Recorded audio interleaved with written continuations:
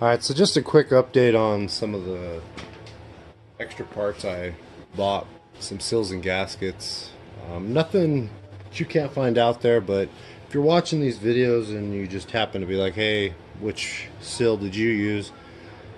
These are some of the replacement parts. I'm a firm believer in OEM products. I'd love to stay with the manufacturer, but we'll start with something, for instance, the spool valve on the VTEC solenoid. So you can get this from the manufacturer for probably around 20 bucks, and I paid $7 for this. I thought it was a pretty good value, and I don't really want to overgo on seals and gaskets, but I'm gonna give it a shot. You know, if it doesn't work out and it fails, I know better next time. And then I went with the companion for the solenoid itself. So here's a part number. I got all these at rockauto.com. These are pretty inexpensive. If you go with manufacturer, they may seem inexpensive at first, but once you tax in like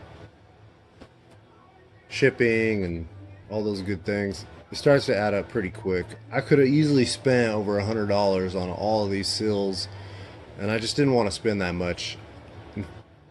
Well, rockauto.com, I match part numbers from the manufacturer to the part numbers on these, and we'll see it when I install them if I have any issues.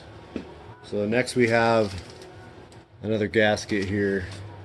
Came in a different package. You can see that it is that brand, but it's got this packaging, and I thought that was a little weird.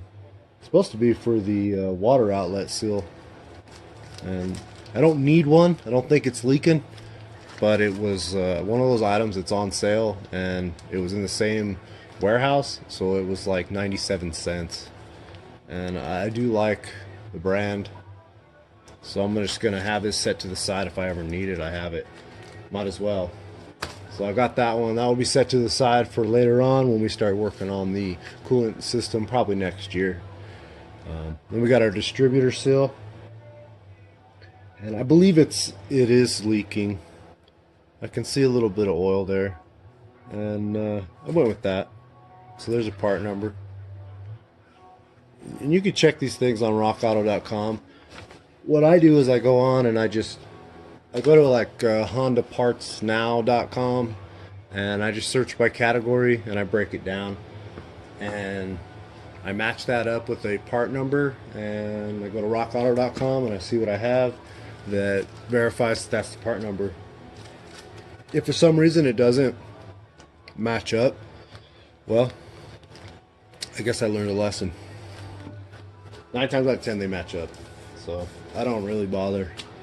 I'm not going to spend $100 when I can spend $30 and get all of it. So on the transmission, I needed a seal for the input shafts, your drive axles, and well, I found this one. I believe this is for the, I want to say it's for the right side.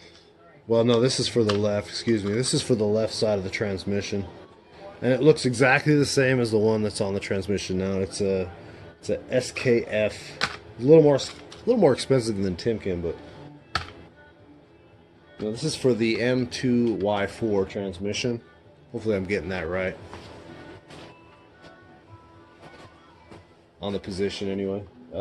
Next we have, and I did not need this, but it was on sale for like 80 cents.